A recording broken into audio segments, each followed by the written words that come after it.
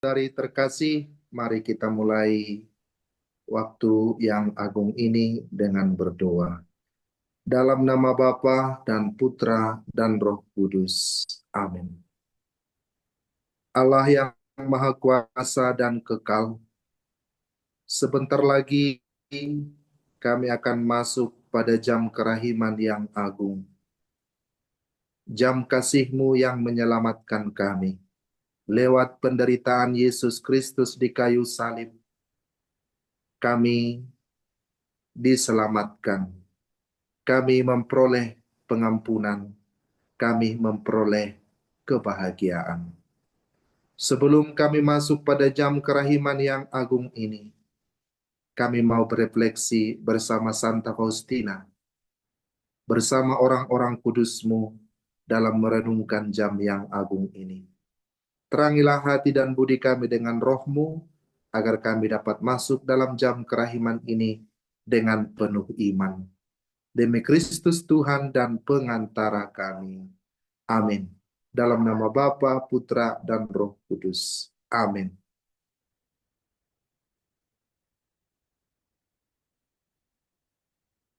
Aku sangat menderita, dan aku merasa bahwa aku tidak akan mampu melaksanakan adorasiku.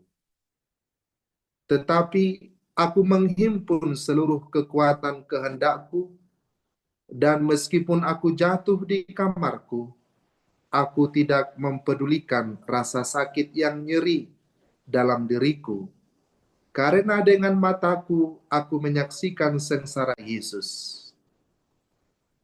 Ketika memasuki kapel, aku menerima suatu pemahaman batin mengenai ganjaran besar yang disiapkan Allah bagi kita, bukan hanya atas perbuatan-perbuatan baik.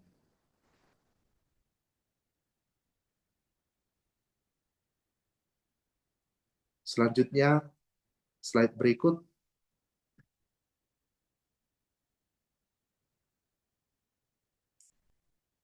Aku tidak akan meletakkan pedangku sampai ia memanggil aku menghadap tahtanya. Aku tidak takut akan pukulan, sebab Allah adalah perisaiku. Justru musuhlah yang harus takut akan kami, dan bukan kami takut akan dia. Setan hanya mengalahkan orang yang sombong dan pengecut, sebab orang yang rendah hati itu kuat. Tidak ada sesuatu pun yang akan mengacaukan aku atau menggetarkan jiwa yang rendah hati. Aku telah mengarahkan perjuanganku tepat ke pusat. Saudara-saudariku yang terkasih, pada hari ini kita mau merenungkan tentang pandangan gereja tentang penderitaan. Dalam pandangan gereja Katolik, penderitaan itu merupakan suatu salib bagi kita, karena yang mengikat kita kepada Kristus. Kita sebagai manusia diikat oleh tali iman berkat salib itu kepada Yesus yang menderita. Oleh sebab itu, penderitaan atau salib itu adalah sarana bagi kita untuk memperkuat iman kita, memperdalam hubungan kita dengan Allah, agar kita juga dapat berpartisipasi dalam karya keselamatan. Penderitaan bukanlah tanpa makna, melainkan dapat diubah menjadi kesukacitaan yang lebih besar dan harapan akan kehidupan kekal. Terutama bila kita lihat dalam terang kasih dan pengorbanan Yesus Kristus yang menebus dosa manusia.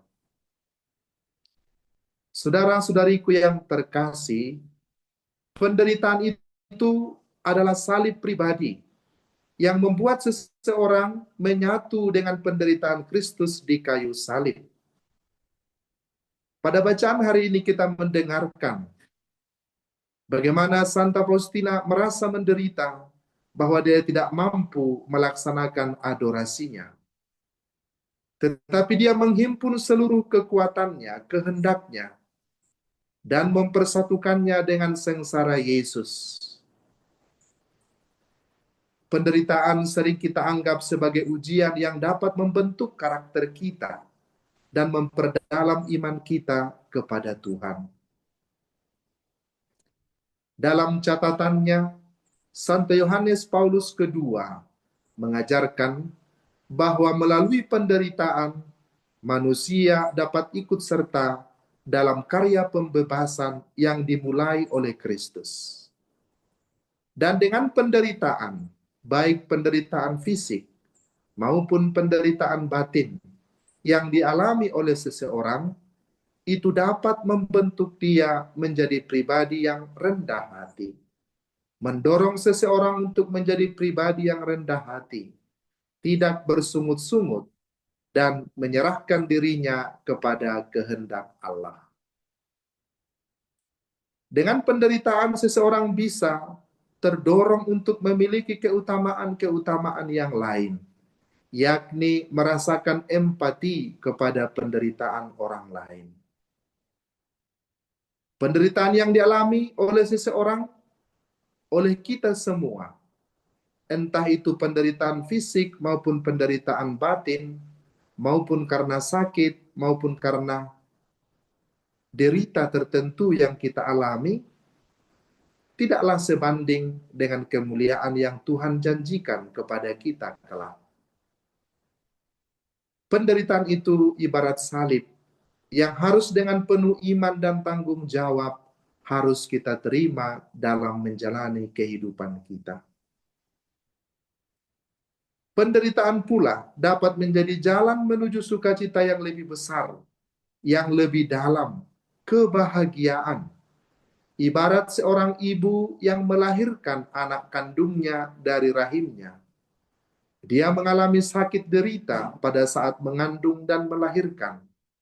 Tetapi apabila bayi dan anak itu telah lahir, sukacita ibu itu begitu amat besar.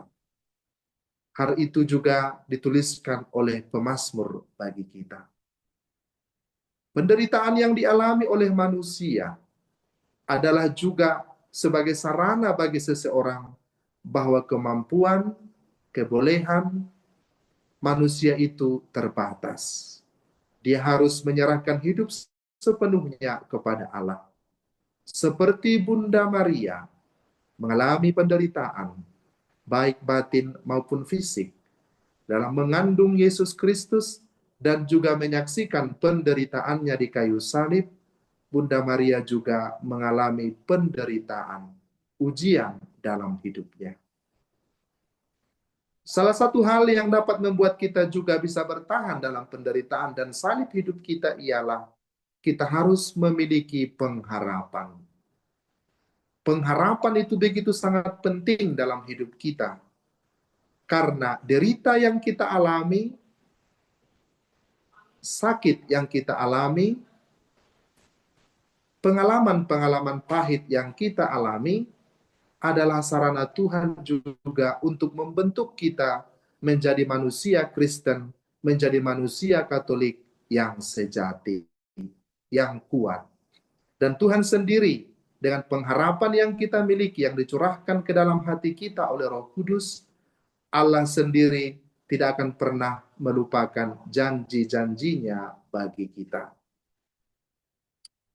Tetapi menjadi pertanyaan bagi kita, bagi orang Katolik juga ialah, kalau Tuhan itu maha baik, mengapa Tuhan membiarkan penderitaan terjadi di dalam hidup kita? Penderitaan yang dimaksud Tuhan terjadi dalam hidup kita ialah agar kita terus-menerus percaya kepada penyelenggaraan Tuhan, bahwa Tuhan lebih berkuasa dalam seluruh kehidupan kita. Dengan adanya penderitaan yang sifatnya sementara, kita memang sering cenderung untuk menghindari penderitaan itu. Karena keinginan manusia adalah untuk merasakan kesenangan. Tetapi mau tidak mau, penderitaan itu dialami oleh manusia. Apapun panggilan hidupnya, penderitaan itu datang kepada manusia. Maka jika kita mengalami penderitaan, entah karena kita sendiri mengalami penderitaan itu, ataupun karena kita menderita melihat orang lain yang sungguh menderita, maka kita diundang untuk mengambil bagian di dalam karya keselamatan itu. Ini sesuai dengan ajakan Rasul Paulus kepada jemaat di Kolose, bab 1 ayat 24. Agar kita melengkapi dalam daging kita apa yang kurang dalam penderitaan Kristus untuk tubuhnya, yaitu gerejanya. Karena anggota-anggota gerejanya masih ada yang mengalami penderitaan sampai pada saat ini. Jadi bila kita mengalami penderitaan, mungkin ada orang di tempat lain, ada umat Katolik, ada bagian anggota gereja yang masih sungguh mengalami penderitaan. Dan bila kita juga mengalami penderitaan, kita mengambil bagian dalam penderitaan bersama Kristus untuk orang lain. Oleh sebab itu, seperti dikatakan oleh Rasul Paulus kepada jemaat di Galatia bab 2 ayat 19, dengan menerima penderitaan itu, kita juga semakin mengerti bahwa bukan lagi kita yang hidup, tetapi Kristus yang hidup di dalam diri kita. Bukan lagi aku yang hidup, melainkan Kristus yang hidup di dalam aku. Dengan demikian, salib dan penderitaan itu kita terima sebagai sarana untuk semakin mendekatkan diri kepada Allah, bersatu dengan Kristus dalam penderitaannya. Barang siapa ingin sungguh-sungguh menjadi pengikut Kristus, dia harus juga mampu menerima penderitaan sebagai jalan keselamatan. Dan kita ingat bahwa penderitaan itu membuat kita juga semakin mendekatkan diri kepada Kristus dan juga mengalami pengharapan, yakni pemenuhan akan janji kebangkitan yang telah ditunjukkan atau bahkan dibuktikan oleh Yesus kepada kita. Rasul Paulus mengajarkan bahwa kita adalah orang-orang yang berhak menerima janji-janji Allah, yang akan menerimanya bersama-sama dengan Kristus, yaitu jika kita menderita bersama-sama dengan Dia, supaya kita juga dipermuliakan bersama-sama dengan Dia. Sebab aku yakin bahwa penderitaan zaman sekarang ini tidak sebanding, tidak dapat dibandingkan dengan kemuliaan yang akan dinyatakan kepada kita. Rasul Paulus menyatakannya dalam Roma bab 8 ayat 17 sampai 18. Dan Rasul Petrus berkata kepada kita, sebaliknya, bersukacitalah sesuai dengan bagian yang kamu dapat dalam penderitaan Kristus, supaya kamu juga boleh bergembira dan bersukacita pada waktu Ia menyatakan kemuliaannya. Surat Rasul Petrus yang pertama, bab 4 ayat 13. Tapi mari kita perhatikan di nomor 450 ini, setan ingin mengambil kita agar ingin mengajarkan kepada kita agar kita mengelakkan penderitaan. Supaya kita menjadi orang-orang yang pengecut. Tapi setan katanya hanya mengalahkan orang yang sombong dan pengecut. Sebab orang yang rendah hati yang menerima penderitaan itu kuat. Tidak ada sesuatu yang akan mengacaukan atau menggetarkan jiwa yang rendah hati.